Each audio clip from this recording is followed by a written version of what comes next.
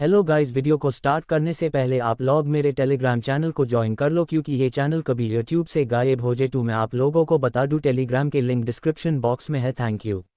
Episode 1, राज का college में प्रवेश। जिस तरह से दिल्ली दिलवालों के लिए जाना जाता है, उसी तरह फेमस है हमारा दिल्ली यूनिवर्सिटी, जहाँ के स्टूडेंट हर एक्टिविटी में निपुण माने जाते हैं।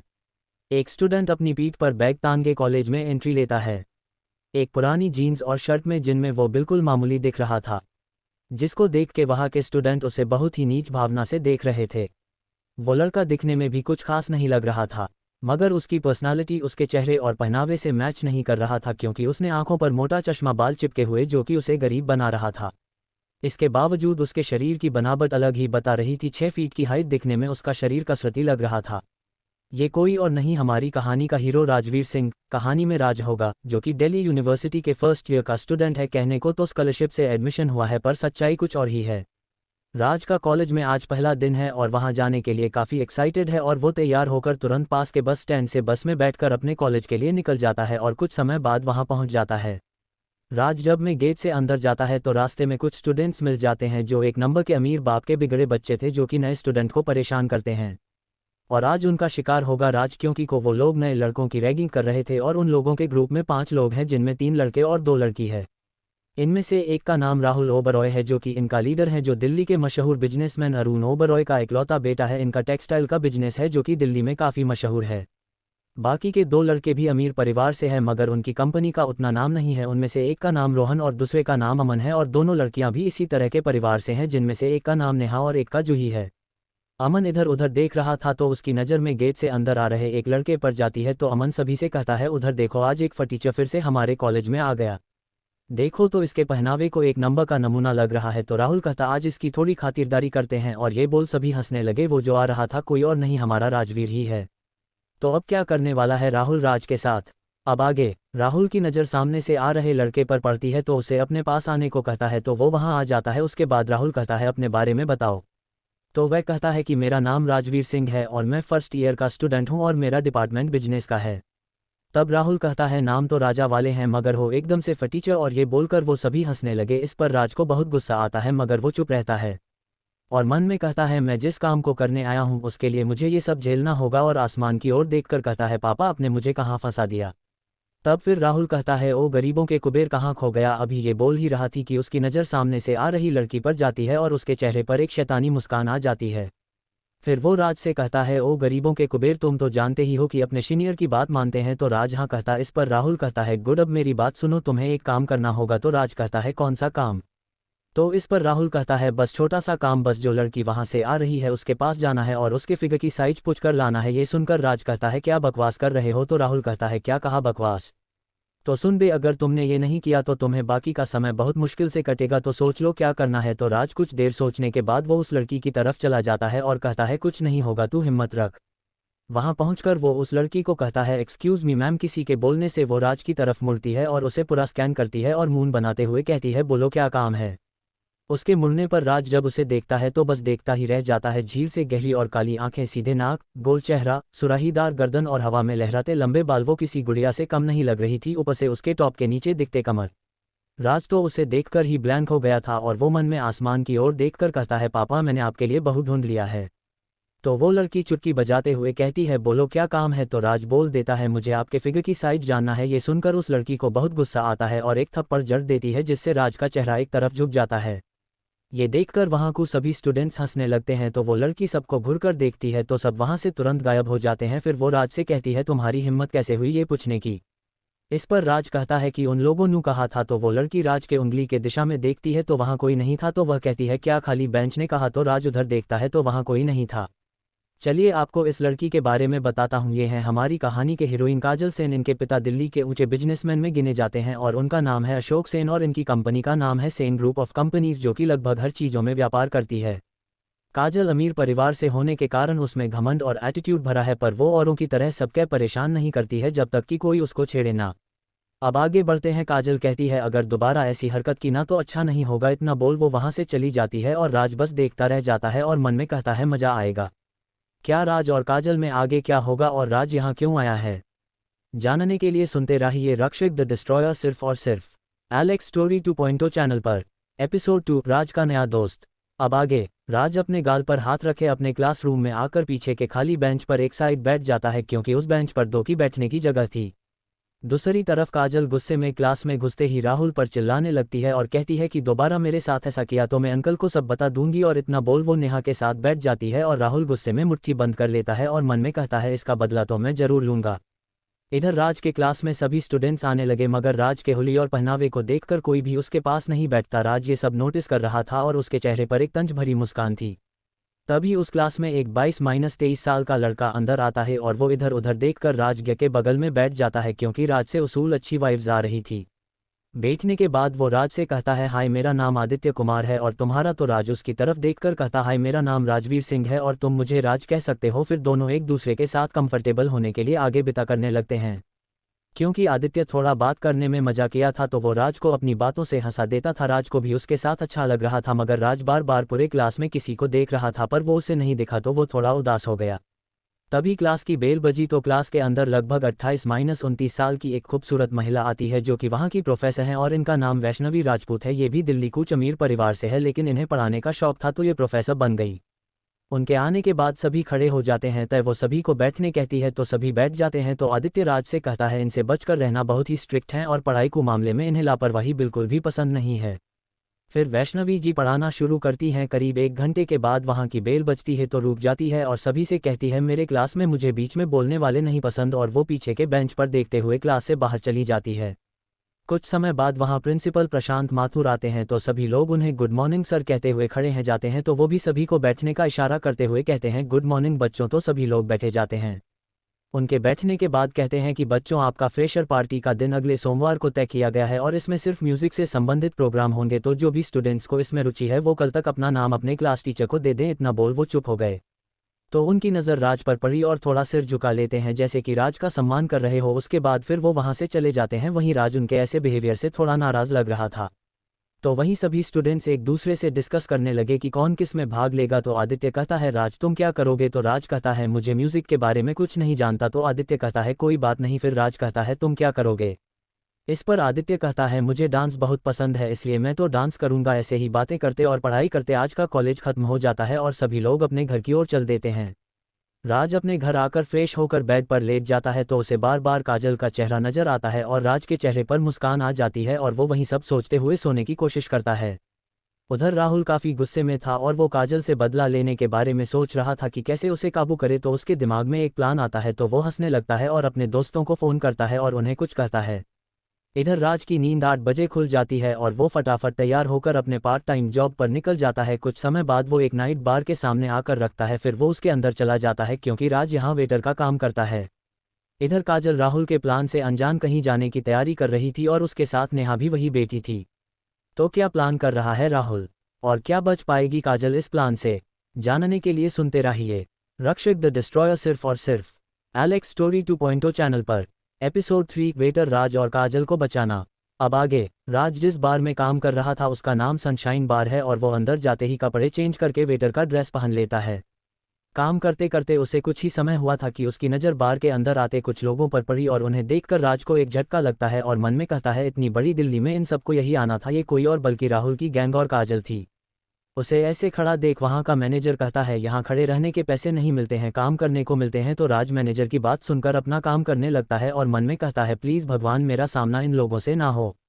भगवान तो राज की बात नहीं सुनी पर मैनेजर राज की दिल की बात जरूर सुन लिया और उसे अपनी तरफ बुलाया और कहा उस टेबल पर जाओ और आज तुम उन लोगों को सर्व करोगे। तो राज उस टेबल की ओर देखकर कहता है अब तो अपने लग गए। इस पर मैनेजर ने कहा तुमने कुछ कहा। तो राज ना में सिर हिला देता है और वहाँ से चला जाता है।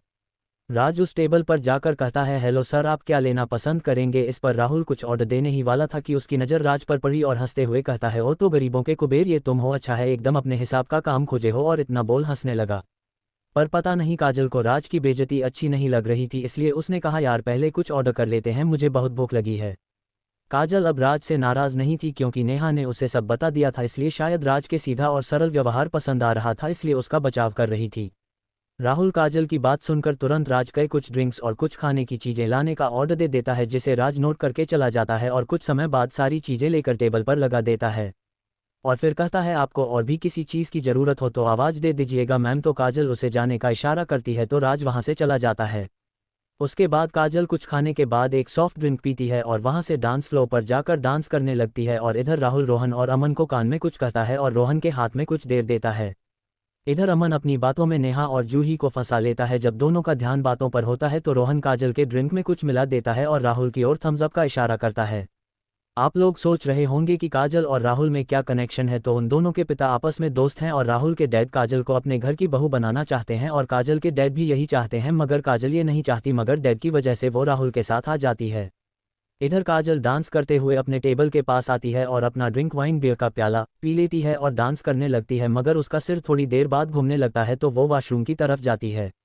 इधर कुछ समय बाद राहुल की नज़र डांस फ्लोर पर जाती है तो काजल उसे दिखाई नहीं देती है, तो वो रोहन से कहता है वो कहाँ गई, तो सभी वहाँ देखते हैं तो काजल नहीं दिखती है, तो सभी लोग परेशान हो जाते हैं और उसे ढूंढने लगते हैं। वहीं राहुल रोहन से कहता है उस पे ड्रग्स का असर शुरू हो गया होगा, उसे जल्दी से ढूंढो नहीं तो सब प्लान खराब हो जाएगा। इधर काजल जैसे तैसे होश संभालते हुए वॉशरूम की तरफ जा रही थी, कोई उसे अपनी गोद में उठा लेता है, पर ड्रग्स के असर के कारण काजल को कुछ समझ में नहीं आ रहा था और वो उसे उठाकर बाहर ले जा रहे थे, मगर राज देख लेता है और गुस्से में उनके पीछे चल देता है। अब तक वो काजल को पार्किंग में लेकर आ गया था, वो काजल को गाड़ी में डालने ही वाला था कि किसी की दमदार आवाज़ सुनाई देती, वो कह रहा था छोड़ दो उसे। उसकी आवाज़ को सुनकर वो उधर देखता है तो एक वेटर उसके पास आ रहा है, तो वो अपने आदमियों को बुलाता है और 6-7 लोग वहां आ जाते हैं। तो वो आदमी राज से कहता है ओ वेटर, जाकर अपना काम कर, हमारे बीच में आने की कोशिश मत करना वरना फालतू में मारा जाएगा। ये बोलकर वो सभी हंसने लगते हैं, तो राज भी हंसते हुए कहता है मैं तो अपना काम ही करने आया हूँ, वो समाज की गंदगी को साफ करने, और वो गुस्से में कहता है अगर अपने पैरों पर चलकर जाना चाहता है तो छोड़ दें उसे। ये सुनकर उन लोगों का लीडर अपने आदमियों से कहता इसके हाथ और पैर तोड़ दो। ये सुनकर उनमें से एक आदमी राज की तरफ जाता है और उसके चेहरे पर एक मुक्का चला देता है। उस आदमी का वार राज को लगता उससे पहले ही वहां हड्डियों की टूटने और उस आदमी की दर्द भरी कराह सुनाई देती है। तो सब वहां देखते हैं तो उनका आदमी जमीन पर गिरा हुआ है और वो दर्द में तड़प रहा है। ये देखकर उनका लीडर गुस्से में आ जाता है और सभी को एक साथ हमला करने को कहता है। अपने लीडर की बात मान वो सभी एक साथ राज की ओर बढ़ जाते हैं। ये देखकर राज को चेहरे पर स्माइल आ जाती है और वो उन पर टूट पड़ता है। अब वहां सिर्फ गुंडों की हड्डियां टूटने और उनकी चीखें सुनाई दे रही थी। ये देखकर उनका लीडर डर जाता है और वो काजल को छोड़ देता है। काजल जो कि अब तक बेहोश हो चुकी थी, उसके छोड़ने से गिरने ही वाली थी कि राज दौड़कर उसे पकड़ लेता है और उन लोगों को देखकर कहता है कि कभी तुम लोग मुझे दिखाई नहीं देना वरना अगली बार तुम सबकी जान जाएगी। इतना बोल वो लीडर के फेस पर एक मुक्का मारता है। तो वो लोग जैसे तैसे अपने लोगों को गाड़ी में बिठाकर वहां से भाग जाता है। उन लोगों के जाने के बाद राज काजल को हैव में लाने की कोशिश करता है, पर ड्रग्स के कारण वो हल्का होश में आती है और वो राज को गले से लगाकर लिपट जाती है। राज को समझते देर नहीं लगा कि इसे नशा का कैसी चीज़ पिलाई गई है। अब राज को समझ में ही नहीं आ रहा था कि वो क्या करे और वो सोचने लगा क्या करना चाहिए। इधर राहुल, नेहा और बाकी लोग उसे ढूंढते हुए बाहर पार्किंग की तरफ आ रहे थे कि राहुल की नज़र सामने के दृश्य पर पड़ती है और वो गुस्से में अपनी मुट्ठी कसकर बंद कर लेता है। आखिर राहुल ने बाहर क्या देखा और काजल को पता चलेगा कि उसके साथ क्या हुआ और राज ने उसकी मदद की या राहुल राज को फंसाने की कोशिश करेगा। जानने के लिए सुनते रहिए एलेक्स स्टोरी 2.0 चैनल पर। एपिसोड 4 राज पर इल्जाम। अब आगे। जब राहुल बार से बाहर निकला तो देखा कि राज काजल को अपने गले से लगाकर गोद में लिया हुआ है। ये देखकर राहुल गुस्से में उस पर चिल्लाने ही वाला था कि उसके दोस्त रोहन ने उसका हाथ पकड़ लिया और उसके कान में कुछ कहा। ये सुनकर राहुल के चेहरे पर मुस्कान आ गई। उसके बाद रोहन ने अपना मोबाइल उठाया और उसके और काजल का वीडियो बनाने लगा। और इधर राजवीर काजल को होश में लाने की कोशिश कर रहा था, तभी काजल की दोस्त नेहा वहां आ गई और काजल को अपने साथ बार के कमरे ले गई। नेहा ने काजल को बाथरूम में ले गई और शावर के नीचे खड़ा कर दिया। जब शावर का पानी उसके शरीर पर पड़ा तो उसे धीरे धीरे होश में आने लगी। जब वो होश में आ गई तो उसने नेहा से पूछा क्या हुआ था मुझे। नेहा कुछ कहने ही वाली थी कि किसी की दरवाज़ा खटखटाने की आवाज़ आई। आवाज़ सुनकर नेहा ने दरवाज़ा खोला और रोहन, राजवीर के साथ सभी लोग अंदर आ गए। उसके बाद राहुल ने काजल से पूछा तुम ठीक हो ना। राहुल के पूछने पर काजल ने उससे पूछा क्या हुआ था। तभी राहुल ने कहा कि किसी ने तुम्हारे ग्लास में नशीली दवा मिलाकर तुम्हारा फ़ायदा उठाना चाहता था। ये सुनकर काजल ने गुस्से में कहा क्या बकवास कर रहे हो, कौन था वो। उसके ये पूछते ही रोहन ने मोबाइल से बनाया वीडियो काजल को दिखाने लगा। वीडियो देखते ही वो राजवीर की तरफ बढ़ी और उसके गाल पर एक चाटा मार दिया, जिसके कारण उसका चेहरा लाल हो गया और वो हैरानी से काजल की तरफ देखने लगा और उससे पूछा कि मैंने क्या किया है। ये सुनकर काजल ने गुस्से से पूछा कि मैंने तुम्हारा क्या बिगाड़ा था कि मेरे साथ ऐसी हरकत करने की कोशिश की। राजवीर को तो कुछ समझ में नहीं आया कि उसके साथ क्या हो रहा है। तभी राहुल और उसके दोस्तों ने काजल के गुस्से को बढ़ाने के लिए आग में घी डालने काम किया और कहा काजल जब ये तुम्हारे लिए ग्लास लेकर आ रहा था तो मैंने इसे उसमें कुछ मिलाते हुए देखा था। तभी इस पर मुझे शक हुआ था और तभी से हम लोग इस पर नज़र रख रहे थे। जब काफ़ी देर से तुम वॉशरूम से बाहर नहीं आई तो हम लोगों इस पर शक हुआ और तुम्हें ढूंढते होते बाहर निकला तो देखा कि राज तुम्हें गोद में उठाकर ले जा रहा है। ये सुनकर राजवीर तो शॉक हो गया और वो कुछ कहने ही वाला था कि काजल ने गुस्से में कहा, 2 कौड़ी के आदमी, तुम्हारी हिम्मत कैसे हुई यह सब मेरे साथ करने की? तुम्हें इसकी सजा जरूर मिलेगी। और उसने राहुल की तरफ देखकर कहा, मैनेजर को यहाँ बुलाओ। ये सुनकर राहुल ने रोहन को आसाराम किया और रोहन मैनेजर को बुलाने चला गया। कुछ देर बाद रोहन और मैनेजर आ गए। उसके बाद मैनेजर ने पूछा, क्या हुआ मिस शेन? उसके ये पूछते ही काजल ने उसे सब कुछ बता दिया। ये सुनकर तो उसके पैरों तले जमीन खिसक गई। फिर वो हैरानी से राज की तरफ देखा और मिस शेन से पूछा कि क्या मैं इसे पुलिस के हवाले करूं? ये सुनकर राज हड़बड़ा गया और वो काजल से कहा कि मैंने ये सब नहीं किया है, मैं तो इसके आगे कुछ कहना चाहता था लेकिन वो चुप रहा। तभी काजल ने कहा, तो क्या मैं तुमसे कुछ पूछ रही हूँ? राज बोला, कुछ नहीं, क्योंकि अगर अपनी सफाई देता तो उसे सब कुछ बताना पड़ता, इसलिए वो चुप रहा। फिर बस इतना ही कहा, मैं इतना नीचे नहीं हूँ जो कि किसी लड़की के साथ ऐसी हरकत करूँ।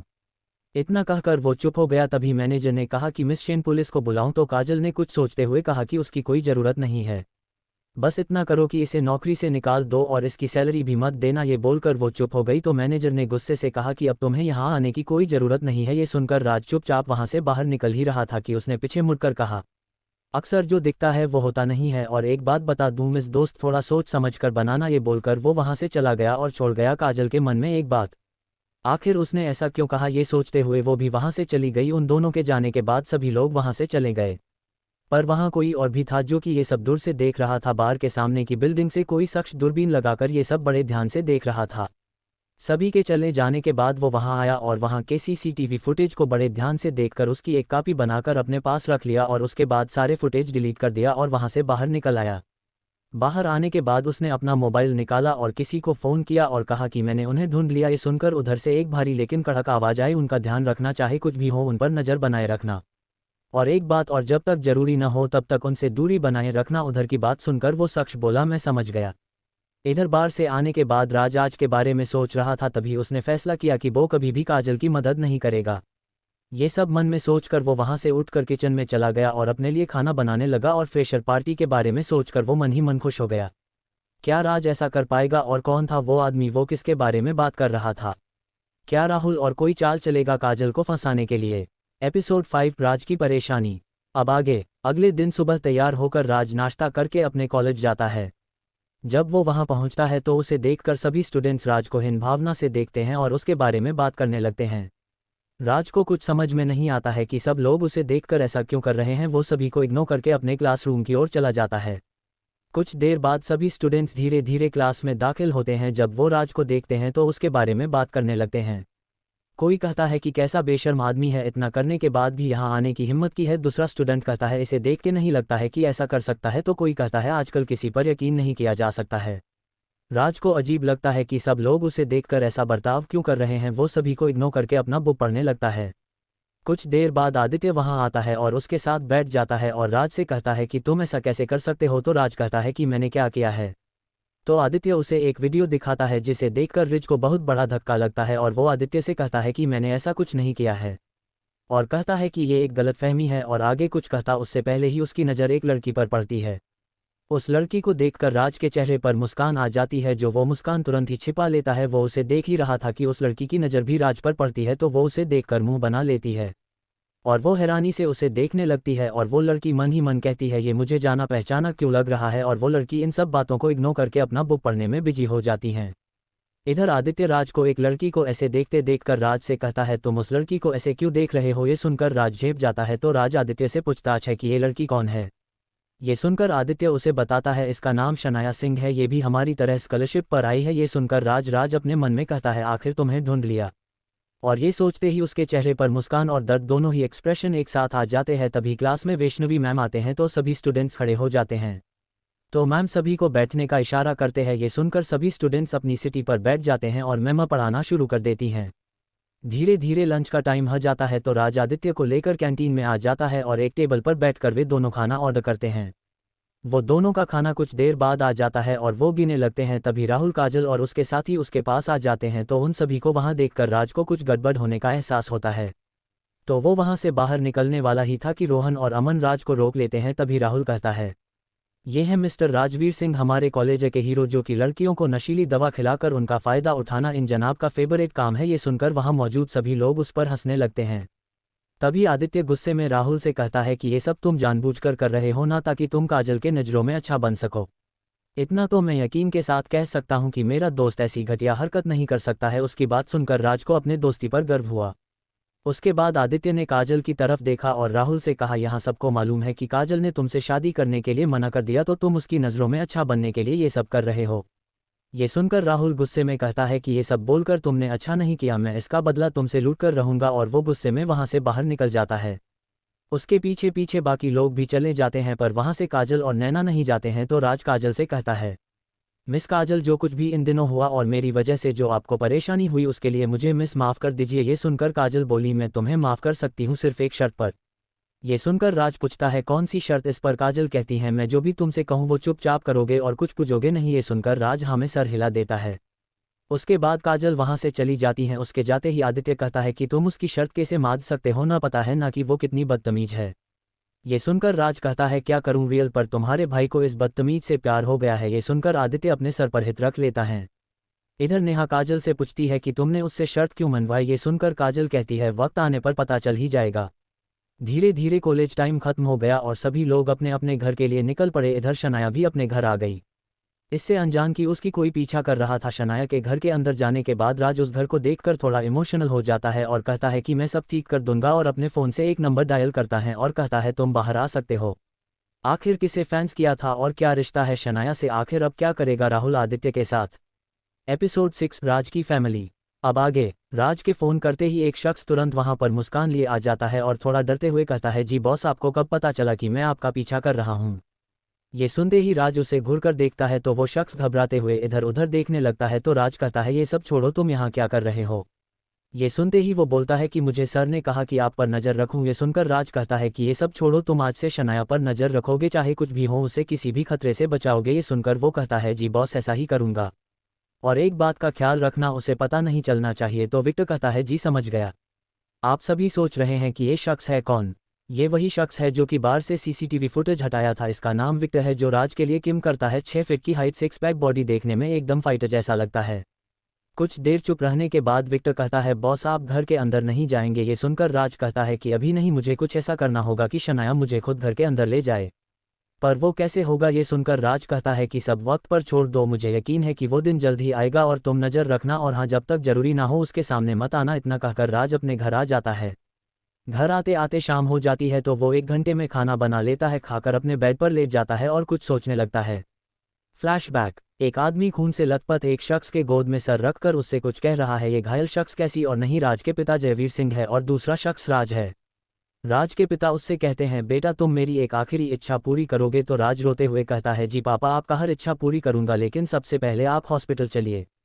तो उसके पिता कहते हैं, बेटा मेरे पास उतना वक्त नहीं है। तो राज कहता है, आपको कुछ नहीं होगा। ये सुनकर वो कुछ कहने ही वाले थे कि वो जोर जोर से सांसें लेने लगते हैं और कहते हैं, बेटा तुम हमेशा माँ और बहन के बारे में जानना चाहते थे न। तो राज हाँ में सिर हिला देता है। तो उसके पिता कहते हैं कि मेरे रूम में मिरर के पीछे एक बॉक्स रखा है, उसमें सारी जानकारी है। और आगे कहते हैं, तुम मुझसे वादा करो कि चाहे कुछ भी हो तुम उनकी हिफाजत करोगे किसी भी कीमत पर। और हाँ, मुझे पता है तुम कौन हो। तो राज कहता है, जी पापा, मैं हर कीमत पर उनकी हिफाजत करूंगा। ये सुनकर उसके पिता आगे कहते हैं कि अपनी बहन का ध्यान रखना, चाहे कुछ भी हो, क्योंकि मेरे जाने के बाद वो लोग तुम्हारी बहन के पीछे आएंगे। कौन लोग आएंगे पापा। ये सुनकर जयवीर का कोई जवाब ना आता सुनकर उनकी तरफ देखता है तो वो इस शरीर को छोड़कर जा चुके थे।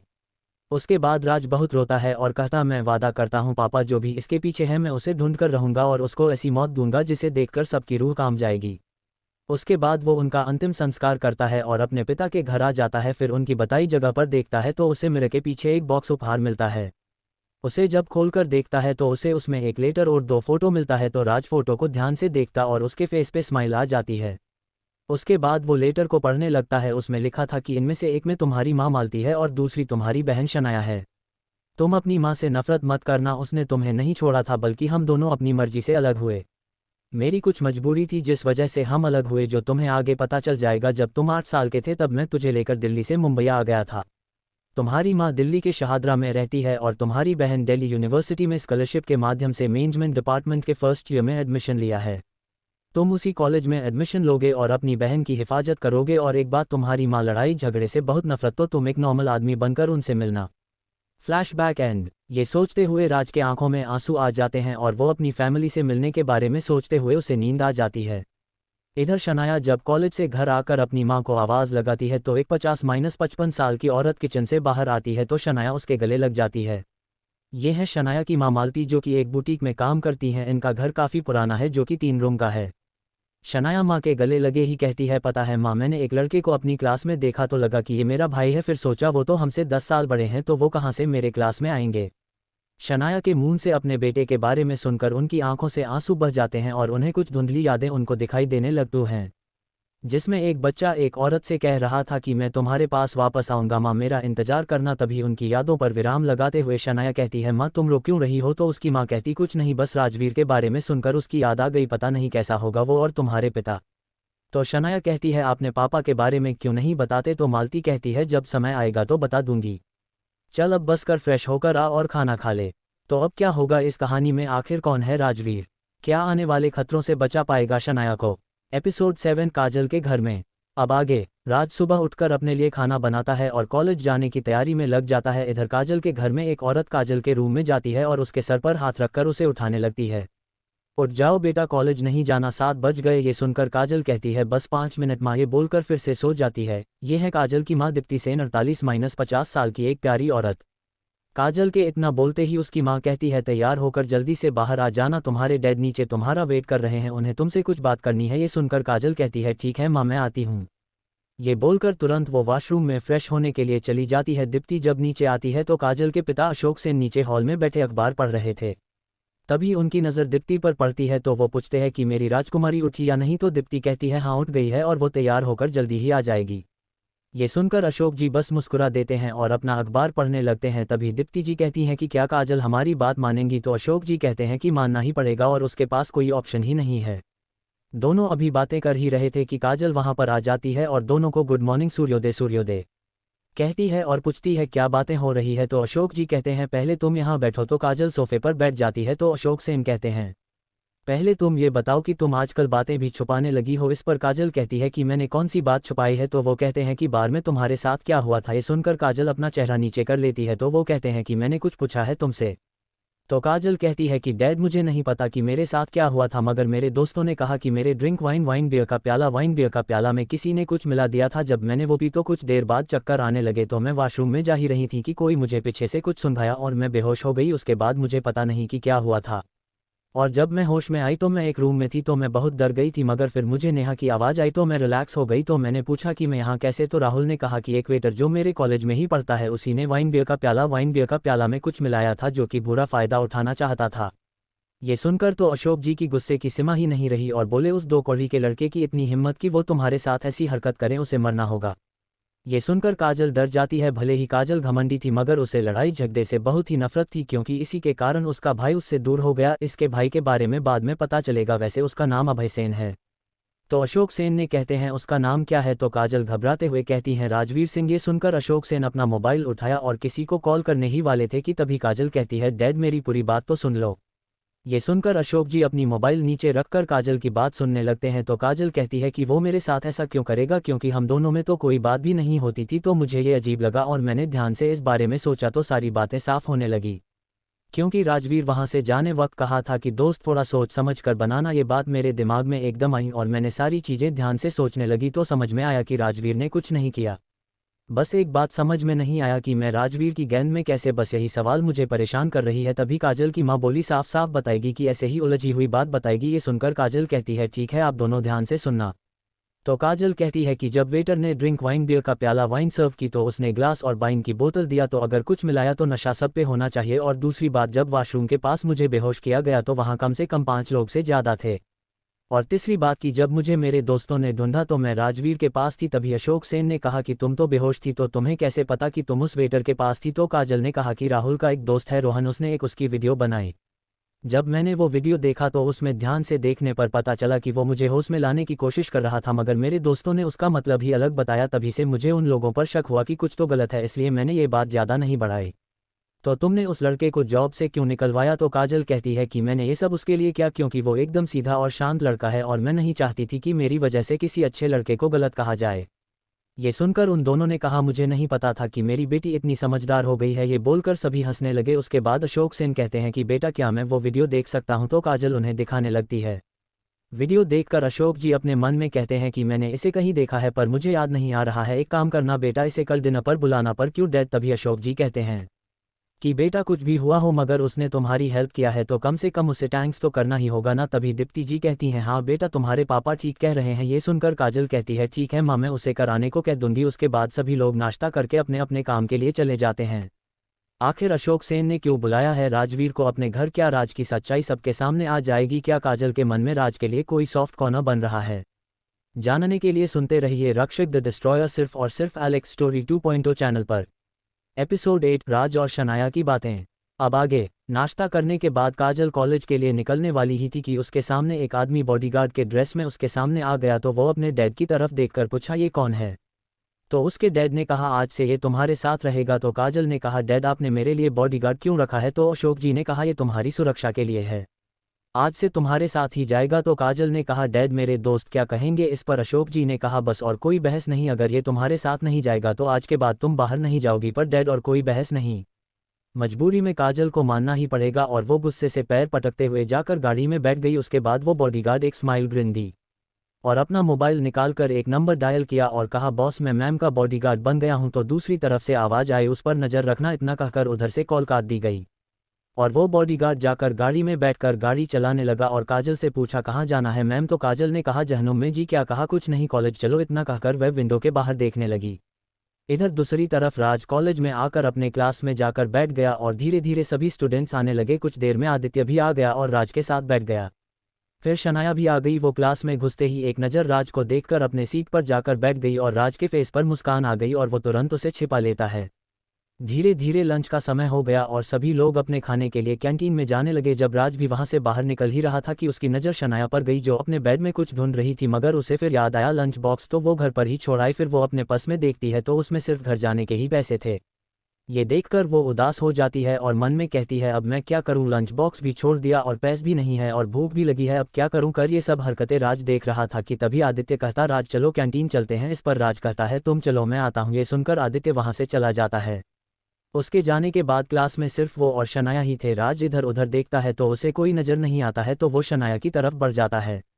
अचानक से किसी के आ जाने से शनाया एकदम डर जाती है। ये देखकर राज कहता है हे डरने की ज़रूरत नहीं है, मैं तो बस तुम्हें देखने आया था क्योंकि तुम परेशान लग रही थी। क्या कुछ हुआ है? इस पर शनाया थोड़ा परेशानी में कहती है मैं आज अपना लंच घर पर ही छोड़ आए। इस पर राज कहता है कि तुम कैंटीन में जा सकती हो। तो शनाया कहती है कि एक्चुअली मेरे पास उतने पैसे नहीं हैं।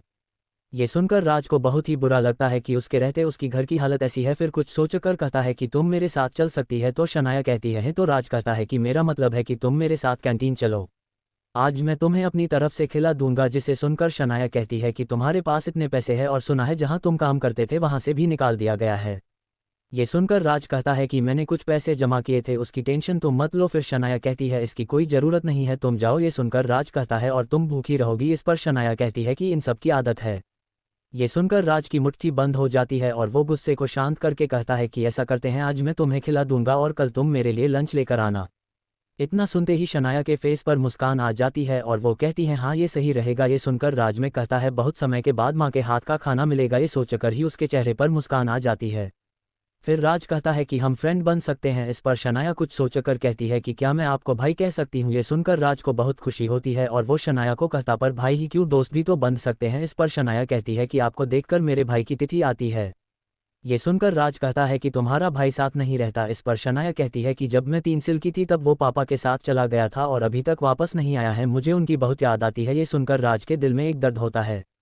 चलो अब उदास मत हो, वो जब तक नहीं आता तब तक के लिए मुझे अपना भाई कह सकती हो। ये सुनकर शनाया खुश होकर राज के गले लग जाती है तो राज को एक अजीब सी खुशी का एहसास भया है और वो उसके सर को सहलाने लगता है।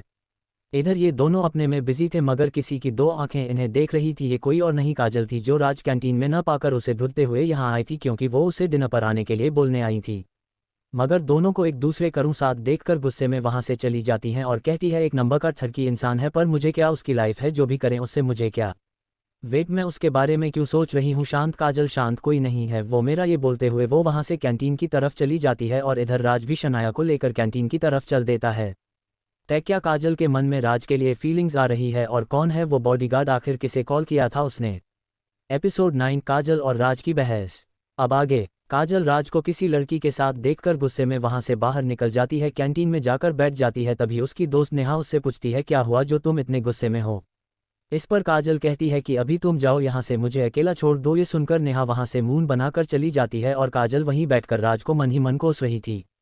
इधर शनाया और राज दोनों आदित्य के टेबल पर आकर बैठ जाते हैं। जब आदित्य किसी लड़की को राज के साथ देखता है तो एक्साइटेड होकर धीरे से उसके कान में पूछता है, ये तो शनाया है ना? ये तुम्हारे साथ क्या कर रही है? कहीं तुम दोनों का चक्कर तो नहीं है? ये सुनकर राज अपने सर पर हाथ रख लेता है और कहता है, ऐसी बात नहीं है। फिर शनाया के साथ जो बात हुई वो उसे बता देता है। ये सुन आदित्य का मून बन जाता है और कहता है, शिट यार, मुझे लगा मेरा भाई का भी घर बस जाएगा, पर ये तो राखी बंधवाने के लिए एक बहन को ढूंढ लिया। फिर सभी बातों को इग्नोर करके शनाया से कहता है, ही शनाया? तो शनाया भी मुस्कुराकर उसे हाई कहती है। तभी फिर राज कहता है कि बोलो शनाया, क्या खाओगी? आज मैं आपकी पसंद का खाऊंगी। ये सुनकर राज के चेहरे पर मुस्कान आ जाती है और वो खाना लाने के लिए चला जाता है। इधर काजल, जो कि राज के पीछे बैठकर इनकी बातें सुनने की कोशिश कर रही थी मगर थोड़ा दूर होने के कारण सुन नहीं पाती, तो गुस्से में वहां से बाहर निकल जाती है। कैंटीन के गेट पर राज का आने का वेट करती है। तब तक राज तीनों के लिए खाना लेकर आता है और तीनों ही हंसी मजाक करते हुए अपना खाना खत्म करते हैं और उसके बाद तीनों वहां से बाहर निकल जाते हैं। तभी राज की नज़र काजल पर पड़ती है, जो कि उसे गुस्से में घूर रही थी। ये देखकर राज को हिचकी आने लगती है, तो दोनों कहते, क्या हुआ, तुम ठीक तो हो ना? इस पर राज कहता है कि मैं ठीक हूँ, तुम दोनों क्लास जाओ, मैं पानी पीकर आता हूँ। ये सुनकर वो दोनों आगे बढ़ जाते हैं। उनके जाने के बाद काजल राज के पास आती है और पूछती है, वो लड़की कौन थी? बड़ा हंस हंस के बातें कर रहे थे। ये सुनकर राज मन ही मन मुस्कुरा देता है और काजल को छेड़ते हुए कहता है कि ये मेरी लाइफ है मैडम, मैं चाहूँ जिससे भी बातें करूँ, उससे आपको क्या? ये सुन काजल चिढ़ जाती है और कहती है, ज़्यादा बनने की कोशिश मत करो समझे, वरना अच्छा नहीं होगा। ये सुन राज का मुंह बन जाता है। फिर राज कहता है, छोड़िए इन बातों को, आपको मुझसे कोई काम था? ये सुनकर काजल कहती है कि कल संडे है तो तुम क्या कर रहे हो? इस पर राज कहता है कि ये बताना जरूरी है। तो काजल कहती है, भूलो मत, तुमने वादा किया था कि जो मैं कहूंगी वो तुम करोगे। तो राज कहता है, मैंने कब करने से मना किया है? अच्छा ठीक है, कल मैं फ्री हूँ, सिर्फ मुझे जॉब के लिए 1-2 जगह जाकर बात करनी है। तो काजल कहती है, जो भी काम हो 8 बजे के पहले ख़त्म कर लेना। पर क्यों? तो काजल कहती है कि मेरे डैड ने तुम्हें डिनर पर बुलाया है। पर मुझे क्यों बुलाया है? तो काजल कहती है, आकर उन्हीं से पूछ लेना और कोई बहाना नहीं, अगर नहीं आई तो देख लेना। आप मुझे धमकी दे रही हैं, तुमको जो समझना है समझो और थोड़ा ठीक से तैयार होकर आना। तो राज कहता है, इसका क्या मतलब, मैं अच्छा नहीं लग रहा है? तो काजल कहती है, देखा है अपने आप को, एकदम जू वाला बंदर लगते हो और कपड़े देखो एकदम पुराने हैं। क्या करें मैडम, नए कपड़े लेने के पैसे नहीं है, एक जॉब थी वहाँ से आपकी वजह से निकाल दिया गया, अब बताए कहाँ से नए कपड़े लाऊं? पैसे नहीं है तो तुम खाते कैसे हो? बस किसी तरह मैनेज कर लेता हूँ। तभी काजल अपने पास से कुछ रुपए निकाल कर देने लगती है। तो राज कहता है, ये आप मुझे क्यों दे रहे हैं? इस पर कहती है कि अपने लिए ढंग के कपड़े ले लेना। मुझे नहीं चाहिए। पर क्यों? अभी तो कह रहे थे कि पैसे नहीं है, तो फिर ले क्यों नहीं रहे हो? इस पर राज कहता है, माना कि मैं गरीब हूँ, इसका ये मतलब नहीं मैडम कि मैं किसी का एहसान लूँ। मैं मेहनत से जो कमाता हूँ उसी पर निर्भर रहता हूँ, किसी के खैरात पर नहीं। मुझे नहीं चाहिए आपके पैसे। तो काजल कहती है, अच्छा ठीक है मत लेना, लेकिन कल समय पर आ जाना। ये कहकर राज को अपना एड्रेस देकर चली जाती है। उसके बाद राज भी अपनी क्लास के लिए चला जाता है। जब वो वहाँ पहुँचता है तो आदित्य कहता है, इतनी देर क्यों लगा? तो राज बहाना बनाते हुए कहता है कि मैं वॉशरूम चला गया था। उसके बाद राज कहता है, मंडे को पार्टी में किस गाने पर डांस कर रहे हो? इस पर आदित्य कहता है, ये तो उसी दिन पता चलेगा। इसी तरह बात और पढ़ाई करते आज की क्लास भी खत्म हो जाती है और सभी अपने अपने घर के लिए निकल जाते हैं। राज जब अपने घर पहुंचाता है, जैसे ही उसका फ़ोन बजता है तो विक्टर का कॉल होता है। फ़ोन उठाते ही विक्टर कहता है, बॉस मंडे के होने वाली पार्टी में कुछ होने वाला है। तो राज कहता है, क्या होने वाला है? तो विक्टर कहता है, बॉस ज़्यादा तो नहीं पता, पर मेरे खबरी ने कहा है कि किसी की किडनैपिंग की प्लानिंग है, पर किसका होगा ये नहीं पता। ठीक है तुम पता करो, बाकी मैं संभाल लूंगा। तो उधर से कहता है, ठीक है बॉस, और फ़ोन रख देता है। आखिर किसका किडनैप होने वाला है और क्यों बुला रहे हैं अशोक सेन राज को अपने घर डिनर पर? क्या राज के बारे में कुछ पता है अशोक सेन को, और क्या रोक पाएगा राज होने वाले हमलों को? एपिसोड 10, राज काजल के घर में। अब आगे। राज विक्टर से बात करने के बाद कुछ देर शांत रहता है और फिर एक फ़ोन लगाता है। 2-3 रिंग के बाद उधर से फ़ोन उठाता है। तो राज कहता है, मुझे मेरे पापा की सारी जानकारी निकालो, वो क्या काम करते थे, उनके दोस्त और दुश्मन, हर छोटी बड़ी खबर सब इकट्ठा करो। तो उधर से आवाज़ आती है, जी बॉस। इतना कहकर राज फ़ोन रख देता है और वो डिनर बनाने चला जाता है। इधर शनाया भी अपने घर में आकर अपनी माँ के गले लग जाती है और आज जो भी बातें राज और उसके बीच हुई सभी बता देती है और कहती है कि उन्होंने मेरा लंच भी खाने के बारे में कहा है। मालती जी शनाया को इतना खुश देखकर उनके आंख से आंसू की कुछ बूंदें निकल जाती है और वो मन ही मन कहती है, कहाँ हो तुम मेरे बेटे, जल्दी माँ के पास आ जा। तभी शनाया कहती है, माँ कहाँ खो गई। तो मालती जी बात बदलते हुए कहती हैं, अरे कुछ नहीं, मैं तो ये सोच रही थी कि उसे क्या पसंद होगा। तो शनाया कहती है, माँ आज नहीं ले जाना है, मंगलवार से ले जानी है, मंडे को फ्रेशर पार्टी है ना। तो माँ कहती है, ठीक है, जा जाकर आराम कर ले, तब तक मैं खाना बना देती हूँ। ये सुन शनाया अपने कमरे में चली जाती है। अगले दिन आज संडे था तो राज आराम से 9 बजे उठा और अपने लिए चाय और बिस्कुट लेकर नाश्ता करने लगा और उसे फिनिश करके बाहर घूमने निकल गया। और आज काजल के घर में अशोक जी कहते हैं कि मेरी राजकुमारी उठी या नहीं। इस पर दीप्ति जी कहती हैं कि आपके लाड़ प्यार ने उसे बिगाड़ दिया है, इतनी बड़ी हो गई है पर अभी तक सो रही है। तभी सीढ़ियों से नीचे उतरते हुए काजल कहती है, गुड मॉर्निंग माँ और डैड। इस पर दोनों भी विश करते हैं। फिर काजल डैड से कहती है कि डैड आप मुझसे ज़्यादा प्यार करते हो इसलिए वो हमसे जलती है। तभी दीप्ति जी कहती है कि एकदम अपने बाप पे गई है और नौकरों को ब्रेकफास्ट लगाने को कहती है और सभी लोग नाश्ता करके अपने घर के बगीचे में आकर बैठकर एक दूसरे से बातें करने लगते हैं। तभी अशोक जी कहते हैं, बेटा तुमने उसे डिनर के लिए बोला था और वो समय पर आ जाएगा। तो अशोक जी कहते हैं, बेटा तुम जाकर उसे लेकर आओ। तो काजल कहती है, नहीं डैड, वो खुददार लड़का है, वो किसी की एहसान नहीं लेगा। ये सुनकर अशोक जी को चेहरे पर मुस्कान आ जाती है और वो उसे तुरंत छिपा लेते हैं। फिर धीरे धीरे शाम का वक्त हो जाता है और राज काजल के घर के लिए निकल जाता है और वो एक टैक्सी में बैठकर उसे एड्रेस देकर कहता है, यहाँ चलना है। तो टैक्सी वाला कहता है, साहब हम आपको सिर्फ गेट तक छोड़ सकते हैं। इस पर राज कहता है, ठीक है अब चलो। ये सुन वो टैक्सी ड्राइव करने लगता है और करीब 1 घंटे चलने के बाद फाइनली वो वहाँ पहुँच जाता है और किराया देकर नीचे उतर जाता है और गेट की तरफ बढ़ जाता है और गेटमैन से अंदर जाने के लिए बोलता है। तो वो गेटमैन मन में सोचता है कि ये फटीचर आज का गेस्ट है। फिर वो बंद चीज़ें को छोड़कर अपने इंटरकॉम में पूछता है, सर यहाँ कोई लड़का अंदर आने के लिए बोल रहा है। तो उधर से अशोक जी कहते हैं कि उसका नाम क्या है। इस पर वो गेटमैन राज से कहता है, तुम्हारा नाम क्या है। तो वो कहता है, जी मेरा नाम राजवीर सिंह है। ये बात वो सुन लेते हैं और कहते हैं, उसे लेकर आओ। तो गेटमैन फिर से राज को ऊपर से नीचे तक देखता और मन में कहता है, इसके पहनावे और इसकी बॉडी लैंग्वेज बिल्कुल भी मैच नहीं कर रहा है, कुछ तो गड़बड़ है। और किसी को बुलाता है और कहता है, इसे साहब के पिस ले जाओ। तो एक गार्ड आकर राज को अंदर की तरफ चलने के लिए कहता है और वो आगे बढ़ जाता है। राज भी आगे बढ़ जाता है और जाने से पहले उस गेटमैन की तरफ देखकर एक मुस्कान के साथ कहता है, बहुत ही समझदार हो। ये बोलकर वो आगे बढ़ जाता है और गेटमैन उसे बस हैरानी से देखता रह जाता है।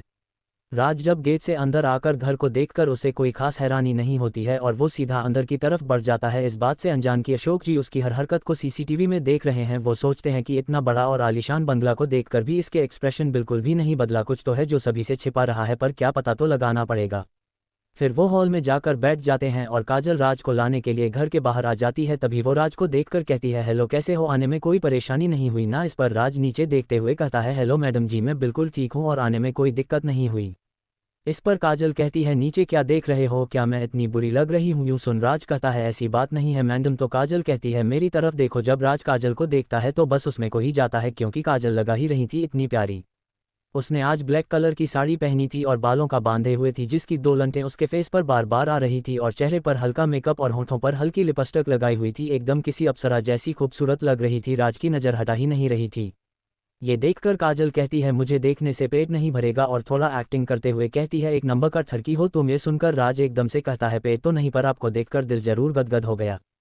तो काजल कहती है कि तुमने क्या कहा। तो राज जबरदस्ती हंसते हुए कहता है कि मैं तो ये कह रहा था कि आप बहुत प्यारी लग रही है। ये सुन काजल शर्माकर अंदर चली जाती है और राज भी उसके पीछे अंदर आ जाता है।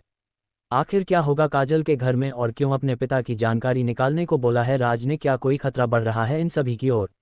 जानने के लिए सुनते रहिए रक्षक द डिस्ट्रॉयर, सिर्फ और सिर्फ एलेक्स स्टोरी।